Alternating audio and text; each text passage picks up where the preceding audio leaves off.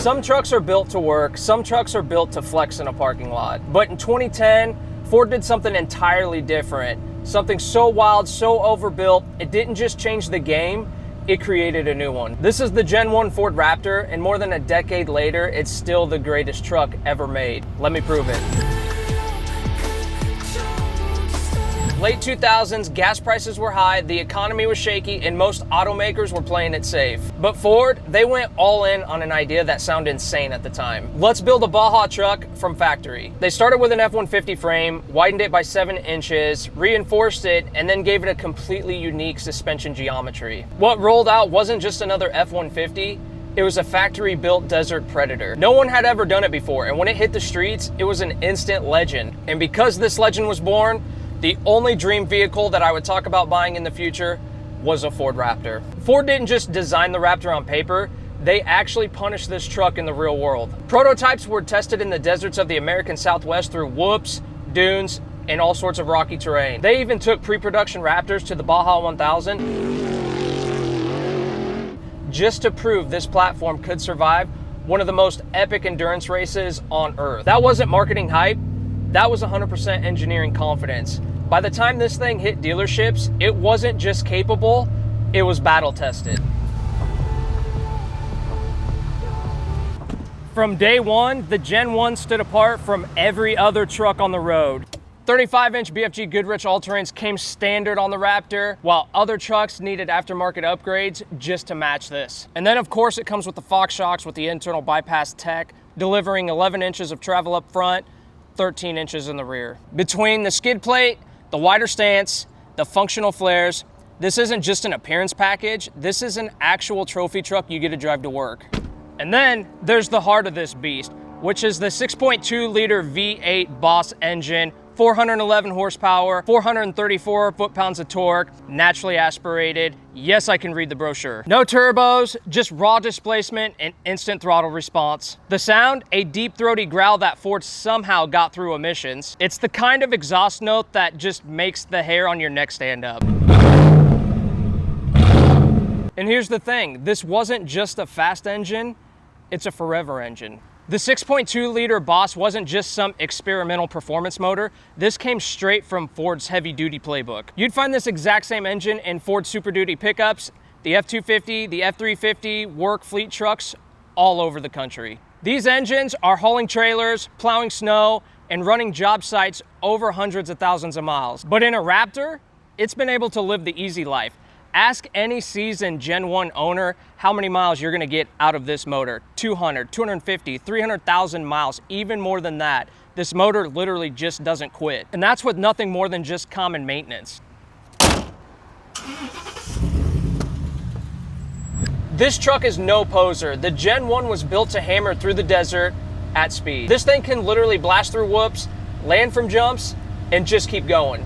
The equipped Fox shocks soak up terrain that would cripple regular trucks. Weekend warriors could drive this thing straight from the lot out to the trails and keep up with some serious off-road built rigs. Talk to a Gen 1 Raptor owner or get on one of the pages dedicated to a Gen 1 Raptor and you're gonna hear the same thing over and over. These trucks take a beating and they keep coming back for more. People drive these across the country towing boats, trailers, campers. They spend the weekend out in the dunes without a single hiccup. As someone with a Gen 2 Raptor and obviously this Gen 1 Raptor, I love both trucks equally. That being said, when I just start this thing with the Corsa Extreme exhaust on a cold start, there's just something raw, nostalgic, and just knowing that I'm about to hop in one of the most iconic trucks of all time, there's just a certain feeling that my Gen 2 never delivers. There's a reason why there's Gen 2 and Gen 3 owners that have reverted back to the Gen 1, and that's just because they love the old school vibes. They love the raw V8 power, the sound, just the way the interior is. There's just a little less tech. They just want the raw vibes and they want the reliability. It's not just a truck, it's a partner in crime. And that bond is why so many owners keep this for life. Here's another thing that proves just how special the Gen 1 Raptor is.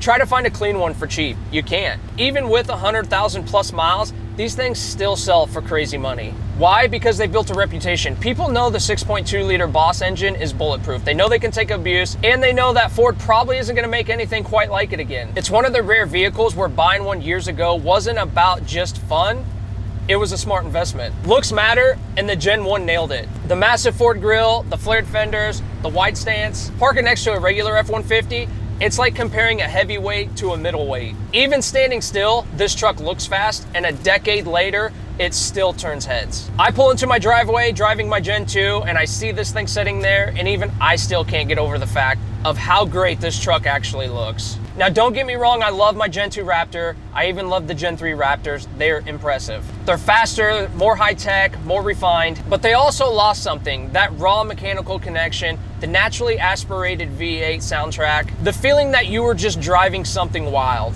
The Gen 1 isn't perfect, but that's what makes it perfect. It has character in every mile. The Gen 1 wasn't made for everyone. It's wide, it's thirsty, it's expensive, but it didn't care. It was a middle finger to compromise, and it's for the people who wanted the baddest thing on four wheels.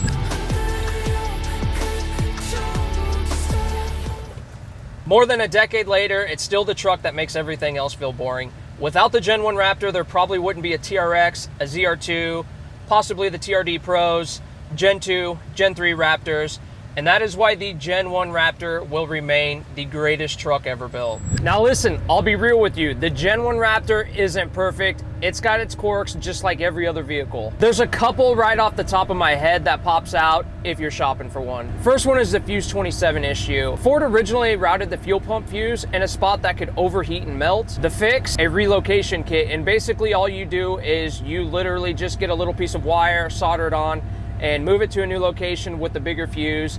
Problem solved. It's like a $20 fix. But every Gen 1 owner needs to do this, or they've already done it. The second well-known problem is the lead frame transmission issue. The lead frame is an electronic sensor inside the transmission, and basically it fails.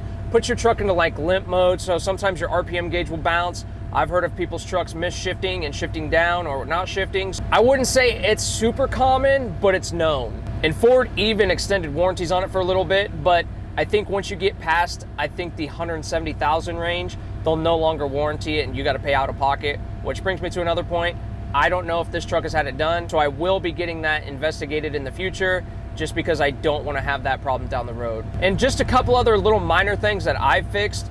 The rear door harness, and I believe whoever owned this vehicle used to have kids, so I replaced that. Pretty simple fix. Other than that, it's just normal wear and tear, you know, suspension, tie rods, things that take a beating when you're driving this truck. But honestly, nothing major enough to take away from how bulletproof these trucks really are. If you get one, I have 181,000 miles on this currently.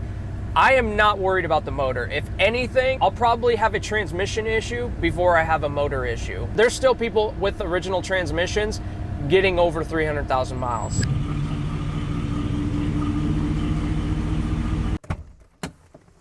So here's the thing, as much as I love my Gen 1, I have the Gen 2 sitting right over next to it. And yeah, the Gen 2 is faster, lighter, it has more tech, well, kind of. If you guys follow along, you know that I've put a Tesla screen in this, the dash cam, carbon fiber steering wheel. So I do feel like this isn't completely behind, but this thing still has some tech that, of course, the Gen 1 doesn't have. But it's just not the same. The Gen 1 is raw, it's loud, it's mechanical. This is more refined, but sometimes this is not what you want in a truck like this. When you park them next to each other, you can really see the difference in personality. The Gen 1 is just wide and aggressive with that big V8 grin. Gen 2, it's sleeker, sharper, and it looks more modern. But here's the thing. Ford killed the 6.2 Boss after this generation, so even though the Gen 2 is incredible in its own right, it doesn't have this sound. So yeah, I will always say the Gen 1 is the greatest truck ever built, but I want to know what you guys think, the raw 6.2 V8 or the Gen 2 EcoBoost. But now that we've established the Gen 1 is the GOAT truck, go ahead and drop this video a like, guys. And also, we're getting close to 10,000 subscribers, so go ahead and hit that subscribe button. I think when we do hit the 10,000, we're going to do a giveaway for you guys. I don't know yet. It's either going to be one decent item or it's going to be multiples of a few cheaper items. The garage is currently still a chaotic mess. I have everything all over. We just got the drywall all done up. We got it painted, so we got white walls, black ceiling. There's still some more things that we have to do yet, and I've got overnight parts from Japan, so hopefully that comes, and we're gonna do a little garage makeover video. And just a little shameless plug, We have the Raptor logos that I've designed for the Gen 1, the Gen 2. The Gen 3 is almost done. You guys have been asking about it. Gen 3 is almost done. We just created a new one as well, and that is the Ford Performance logo on the Gen 2. We didn't make it for the Gen 1 because the Gen 1 isn't a Ford Performance, it's an SVT. And we're gonna be adding a couple more colors to this lineup as well, which will go live with the FP emblem. But guys, that's all I got for this video. I'll see you on the next one. Peace.